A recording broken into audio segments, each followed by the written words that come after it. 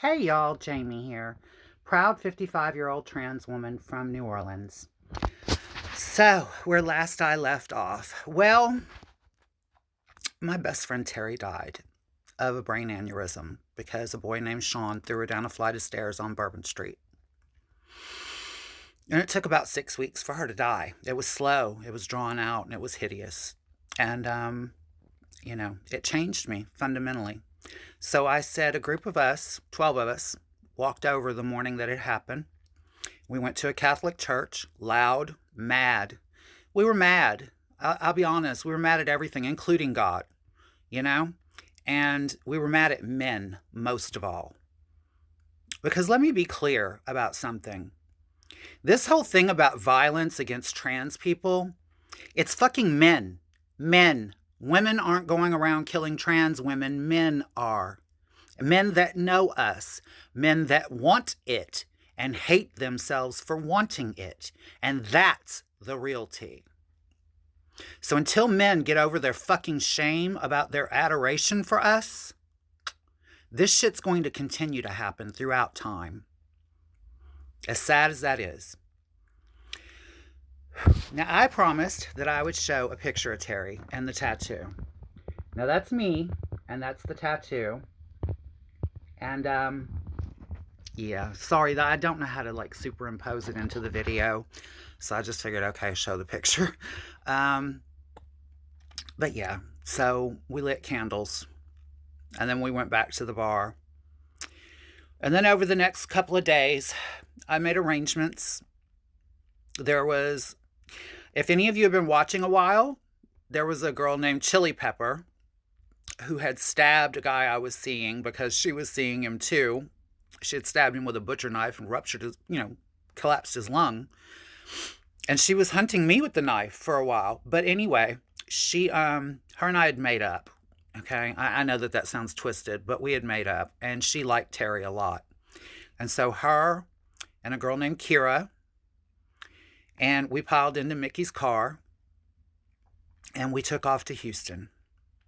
Mickey's car I was praying would make it because it was kind of a piece of shit. But anyway, so we get to Houston, and I wanted Bobby Joe to come with me, but they threatened her at Papa Joe's that if she left to come to the funeral with me, and it wasn't even a funeral, it was a service that we did on the beach, but if she left, that they would fire her.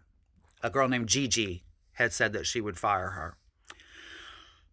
So if y'all are from New Orleans and y'all know these people, look, this is just what happened, okay? Yeah, Bobby Joe couldn't come, and that sucked. I was highly upset about that. So, anyway, we get to Houston. Terry was cremated, and we had her ashes spread off of the coast of Galveston, out in the Gulf. And me and her mother and her brothers and Chili Pepper and Kira and Mickey and a couple of other people, we all gathered on a beach in Galveston. And it was my idea that I gave everybody a long stem red rose with a little card on it, a little love you card on it, attached to each rose. And we each took turns writing our own goodbyes to her.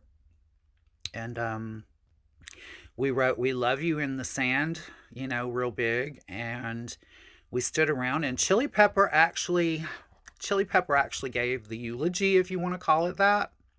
She's the one that gave the big speech at this little gathering, And then we each took turns walking up and throwing our roses into the surf to send them off with her.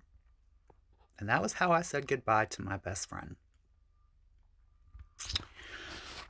So then a couple of weeks later, I'm sorry, all that was really heavy, and I don't mean to laugh at the end of it. It's a nervous laugh, okay? A couple of weeks later, me and Mickey are still going. There's only one little problem. Whenever Mickey and I decided to have sex, okay, he was having problems standing to attention for the full time.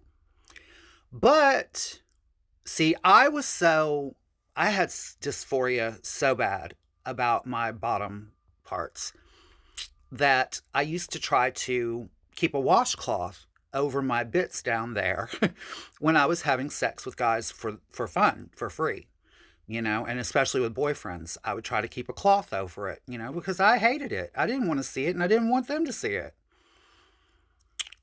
So one night, me and Mickey are trying to go at it, and he starts kind of, even though he's like half up, he starts kind of like slamming me until that little cloth pops off.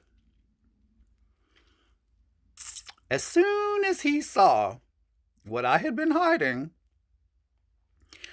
yeah, his little problem of standing to attention went away immediately, and he was strong like bull. Okay? And that solved that little problem, but it also told me something about Mickey.